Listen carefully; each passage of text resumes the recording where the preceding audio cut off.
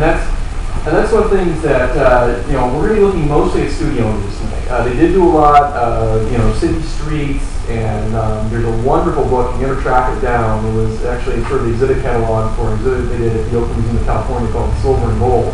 And it was all pictures of gold rush miners and gold rush towns and gold working during the late 1800s. And it's just a fantastic book that they tracked down some very, very rare images from that. Because, you know, a lot of the images, they tend to fall, and most of them are just, you know, portrait types for the late 1800s. And most of them are just of individuals. You know, so it's always fun when you get groups. It's always fun when you get something that's different from those images. And we're going to talk a little bit about some of those ones you see where it's different. Like that last one, Mr. Gage. That was a very different image. Because here you've got this guy, obviously, who's had some very extreme facial trauma, and he's holding this giant iron spike. We move on. This is an example of an ambrotype. Some of you will find this one very familiar. But this gentleman here is an image on glass. This is actually an image that's fixed on glass. You were to hold him up to light, and he's actually what's known as an amber glass. So it's actually a red glass. You're to hold up the light, you can see right through it. And the ambrotypes really became popular in the 1850s. You know, the daguerreotypes started out in the 1840s, and then the ambrotypes came in as well. The ambrotypes were particularly popular in Europe, not so much in the United States, but you did find them here. But then, yes. Put them in a case or something like black cloth behind them, covering up the... Exactly. Oftentimes, several ways. Yeah, they'd either be shellacked in the black, a black shellac behind the image, or they'd be, yeah, on a case of black cloth behind them, or the amber ones are so dark that they often don't need anything behind them at all. All these images often be put into cases. We've got several examples over there of cased images. These are images that would be put in a little case of clothes, kind of like a book. And they're going to be felt on one side to protect the glass. And oftentimes they'd be very ornate. Just one couple examples right here.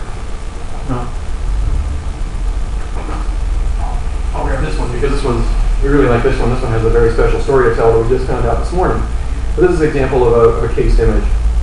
It's in a hard synthetic material, like a gutta percha.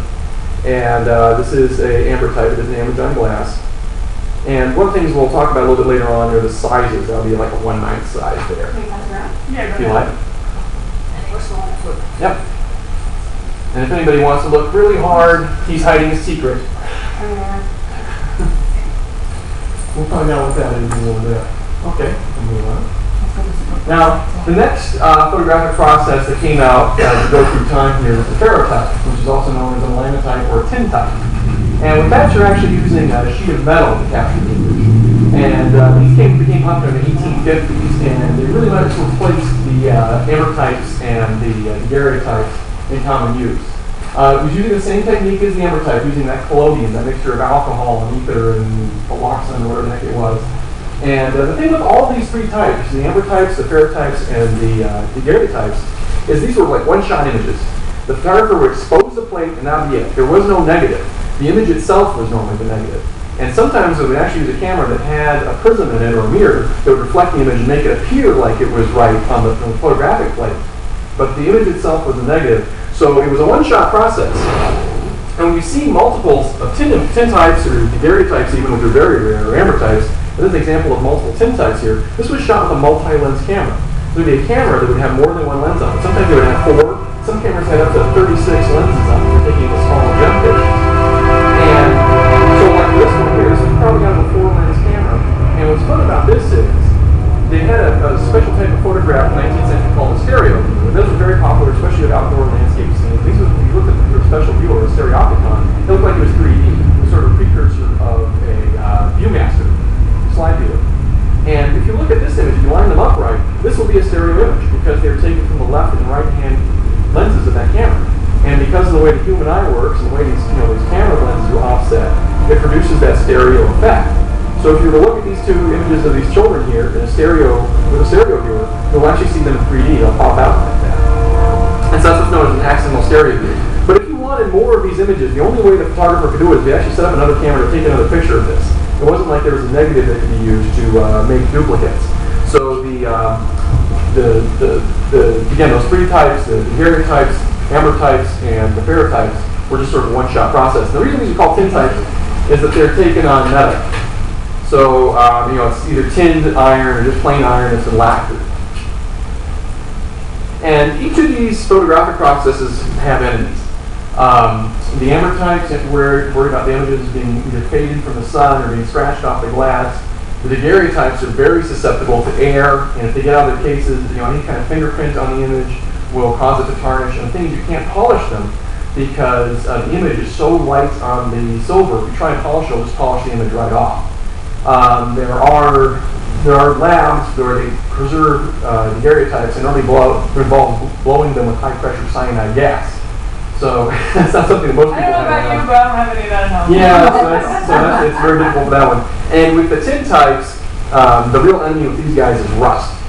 If they get scratched and moisture gets in there and they start to rust, they'll just spread and the image will just flake right off the plate there.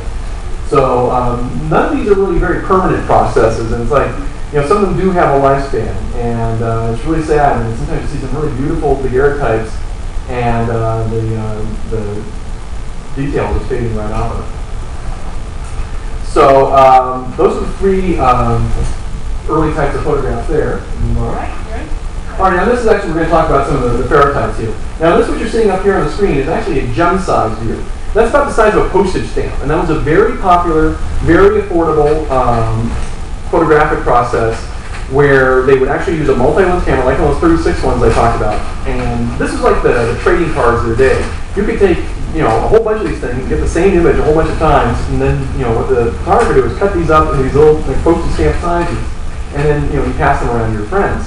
And one of the things that's so fun about the collodion process is that it was very detailed.